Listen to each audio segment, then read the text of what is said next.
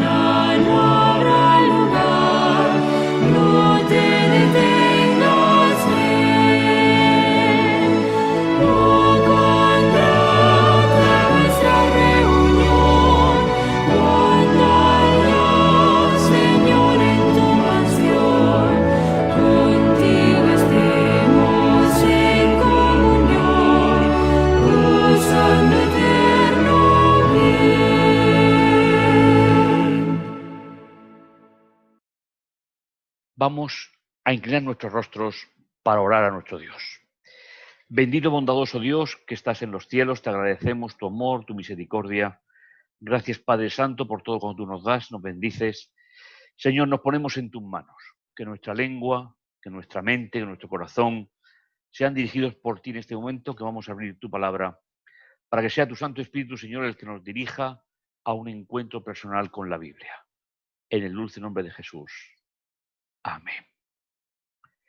Bien, en este segundo capítulo de la serie nos vamos a centrar sobre todo en el capítulo 1 y los versículos del 5 al 14.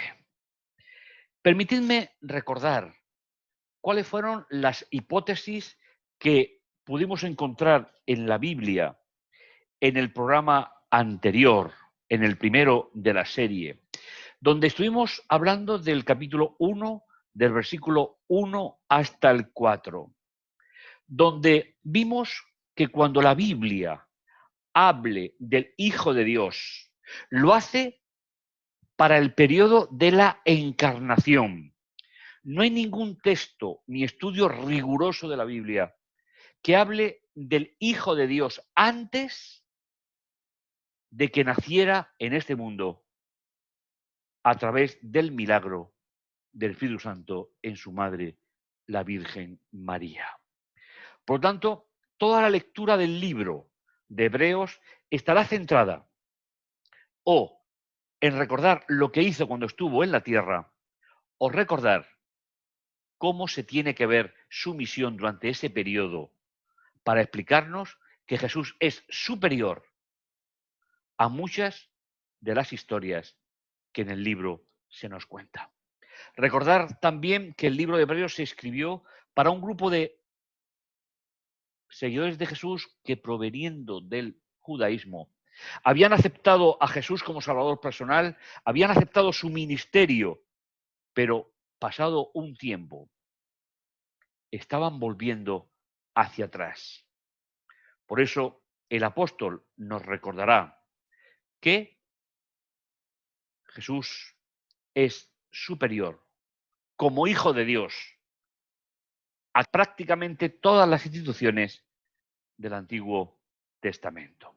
En segundo lugar, en esa sección vimos que el Hijo de Dios era superior a los profetas, a los sacerdotes, y nos introdujo en el último versículo, hecho tanto superior a los ángeles por cuanto heredó un nombre más excelente que ellos. Y ahora nos introducimos en la sección de hoy. Una primera sección bastante especial.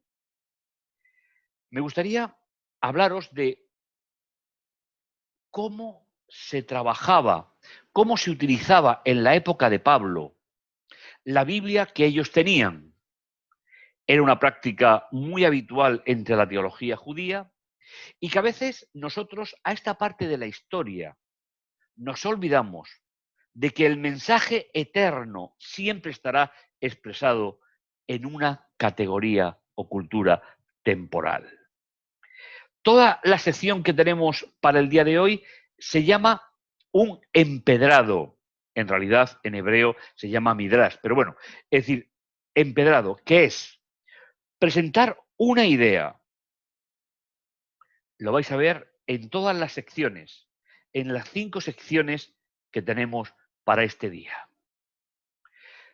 Se dice una idea que el apóstol quiere resaltar sobre otras y se va a apoyar de forma, pues utilizando las técnicas de su época, desconocidas para nosotros, en diferentes porciones de la Biblia hebrea, a modo de apoyo literario, no apoyo teológico, ya que no respetará ninguno de los contextos originales de las citas en la cual vamos a ver cómo se apoyó él en su lógica sobre la superioridad de Jesús sobre el resto de las instituciones hebreas. 5 partes. ¿A cuál de los ángeles dijo jamás? De los ángeles dice 7:8 y del Hijo continúa hablando. El centro, versículo 9.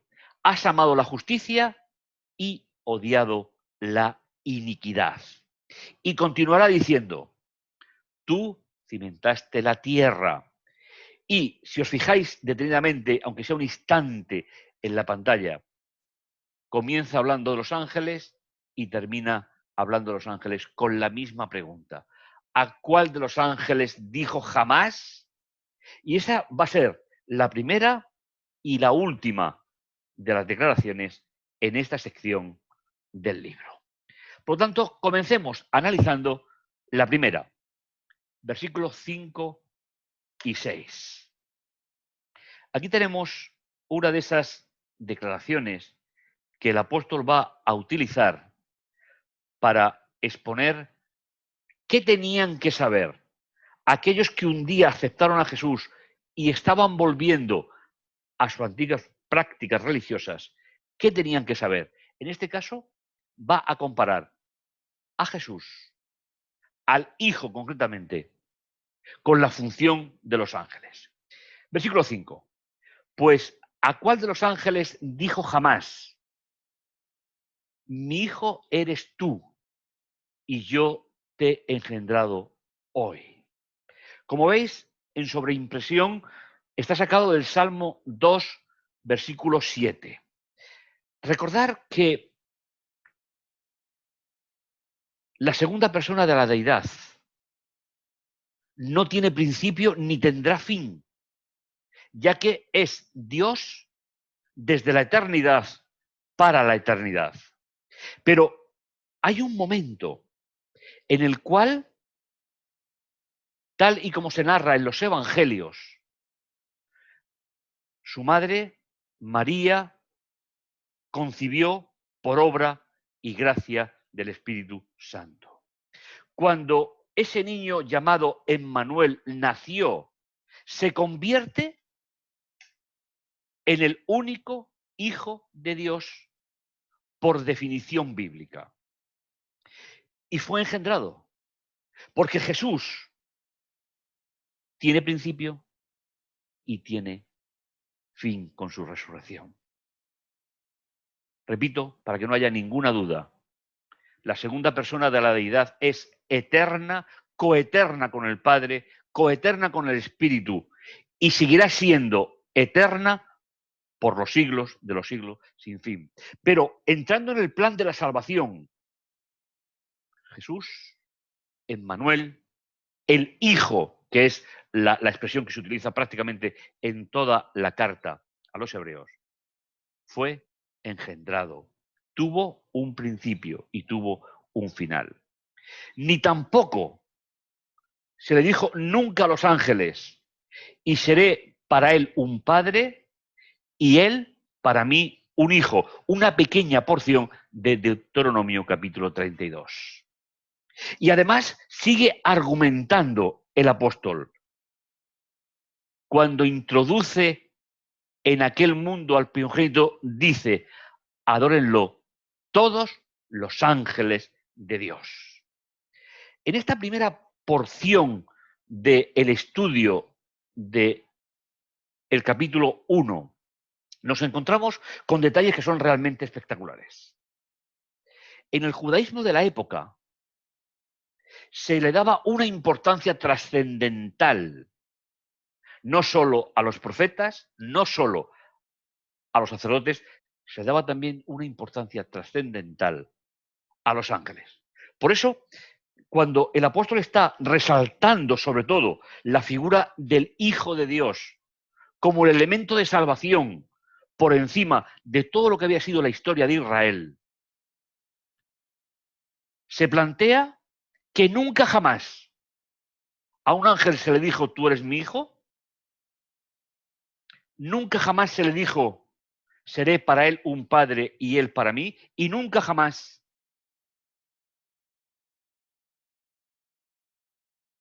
se le reconoció, sino que al introducirlo en el mundo se le dice que todos los ángeles se pongan al servicio del Hijo de Dios. Con lo cual, el apóstol está estableciendo una línea de jerarquía, por decirlo de alguna manera, con respecto a los ángeles. En la segunda de las secciones sigue dando matices para resaltar la superioridad del Hijo sobre los ángeles. Porque una parte habla así de los ángeles: envía a sus ángeles como a los vientos y a sus ministros como al rayo. Salmo 104. Veis que en esta expresión ángeles y ministros son sinónimos, y vientos y rayo son prácticamente la misma idea. En cambio, dice del Hijo: tu trono, oh Dios, permanece para siempre. Y añade: cetro de rectitud es tu cetro real. Los ángeles son ministros. Los ángeles no tienen, por creación, no tienen la capacidad de intervenir en la vida del ser humano si Dios no se lo ordena. Por eso, en esta segunda parte de la sección se mantiene también dos ideas que son diferentes, son opuestas. Envía a los ángeles como los vientos y sus ministros como al rayo.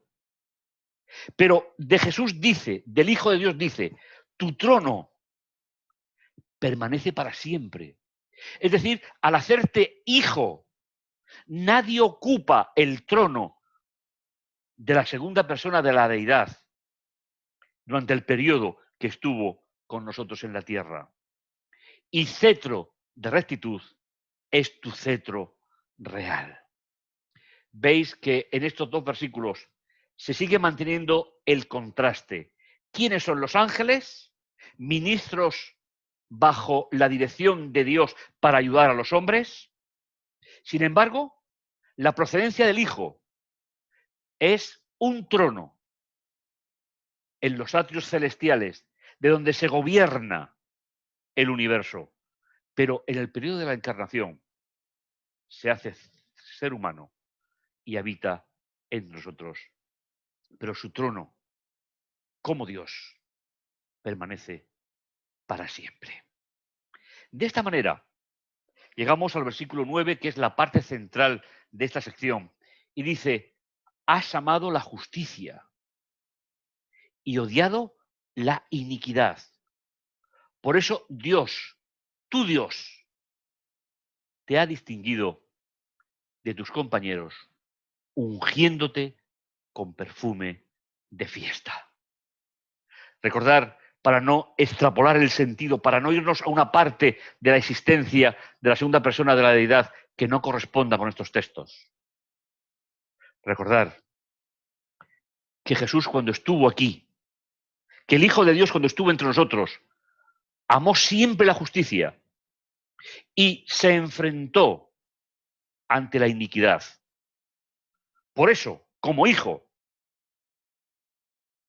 Dios lo distinguió entre el resto de los seres humanos, que compartieron por el momento histórico su experiencia y por creencia nosotros después seguimos anhelando conocer cada día mejor cuál fue el ministerio de Jesús por nosotros, que nos llevará a la eternidad.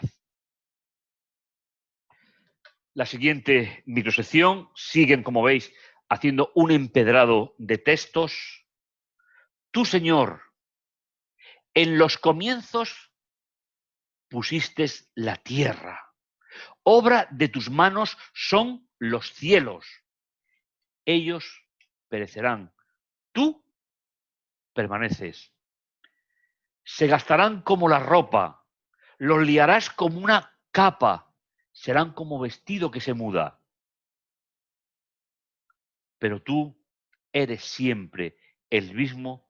Tus años no se acabarán.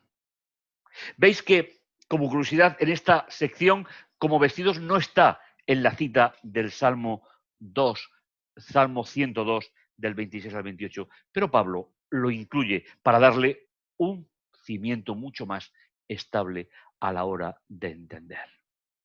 Fijaos qué espectacular es la función del Hijo de Dios cuando estuvo entre nosotros, pero a la vez fue creador antes de ser hijo.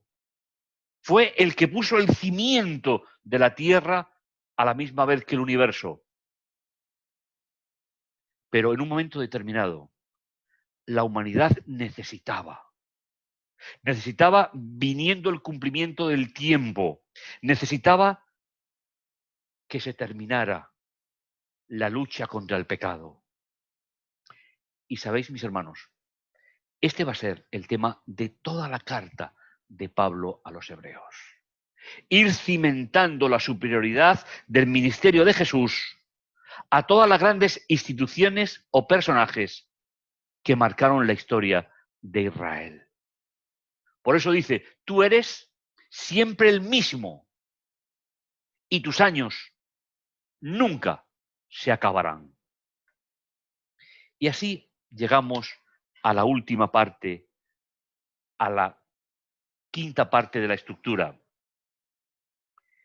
¿Y a cuál de los ángeles dijo jamás? Esta frase nos sirve para marcar de nuevo una diferencia. Porque nunca a los ángeles se le dijo, tú eres mi hijo, yo te he engendrado hoy. Y tampoco, nunca se le dijo a los ángeles, siéntate a mi derecha mientras pongo a tus enemigos por tarima de tus pies, tomado en parte del Salmo 101. Y el apóstol concluirá con una reflexión que ya no es la cita, ahora es el aporte que él hace finalmente. ¿Qué son todos sino espíritus en servicio activo, que se envían en ayuda de los que han de heredar la salvación? Es decir, en ayuda de todos nosotros. Hemos podido observar cómo el apóstol hace una preciosa y, si me permitís, ingeniosa comparación. Los ángeles pertenecen a la creación de Dios y pertenecen también, como Dios, a la creación de la segunda persona de la deidad. Pero cuando fue hecho hijo, cuando vino a este mundo para salvarte a ti y a mí, al hacerse hombre, al hacerse ser humano,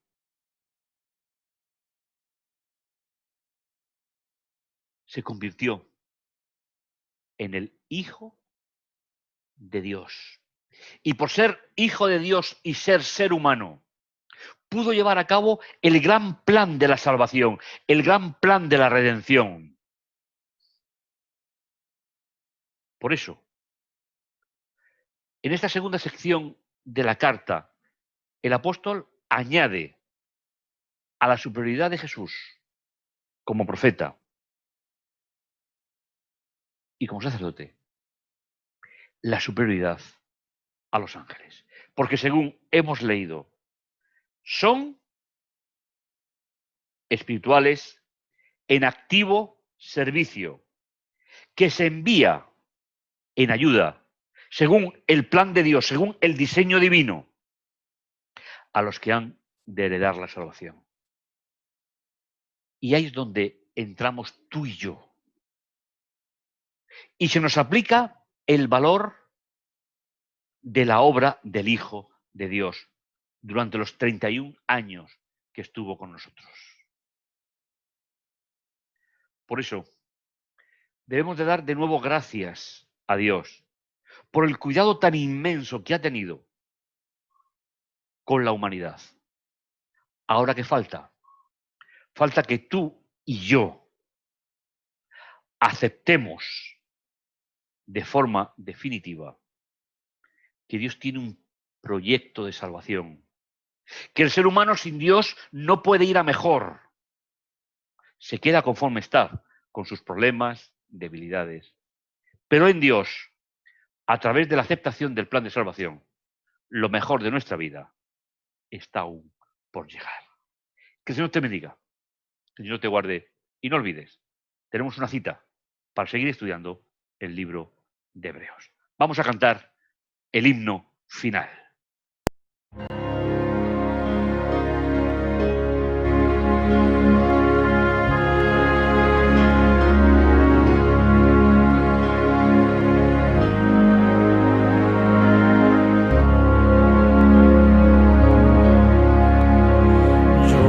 Escucho, buen Jesús, tu dulce voz de amor, que desde el árbol de la cruz invita al pecador.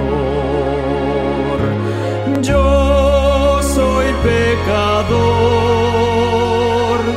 nada hay bueno en ser objeto de tu amor, deseo y vengo a ti. Tú ofreces el perdón de toda iniquidad. Si el llanto inunda el corazón, que acude a tu piedad. Yo soy pecador,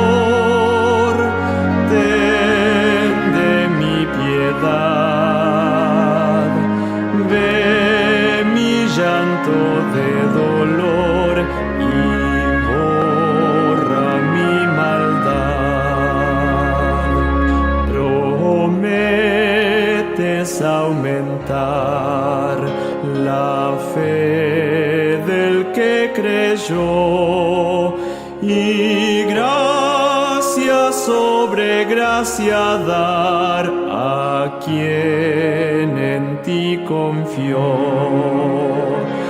Creo en ti, Señor, solo fío en ti. Dame tu infinito amor y basta para mí.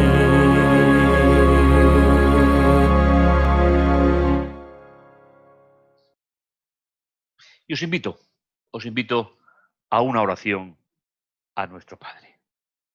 Bendito y bondadoso Dios, te agradecemos porque a pesar, Señor, de la caída, a pesar del pecado, tú diseñaste un plan desde la eternidad para que todo aquel que en él cree no se pierda, mas tenga vida eterna.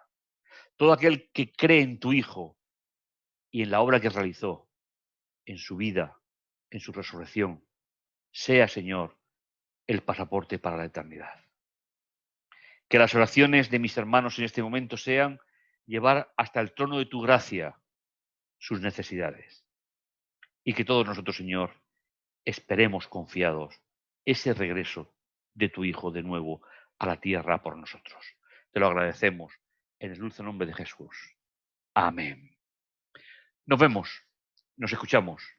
No lo olvides.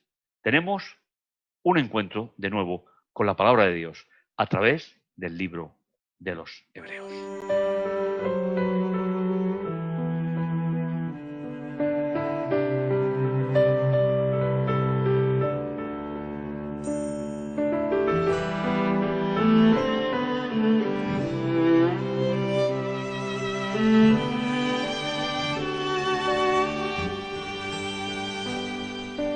Hoy es el día de tu salvación, es hoy, sin vacilar ruega en oración, hoy.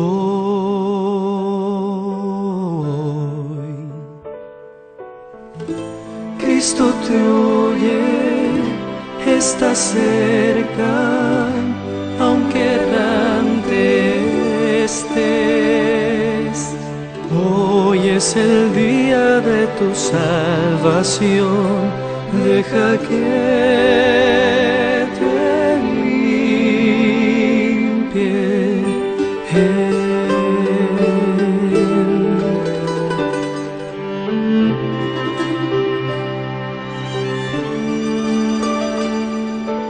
Hoy es el día de tu salvación, es hoy,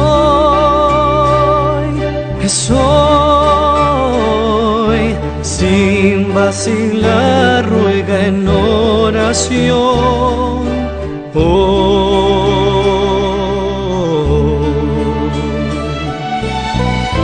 Cristo te oye, está cerca, aunque errante estés. Hoy es el día de tu salvación, deja que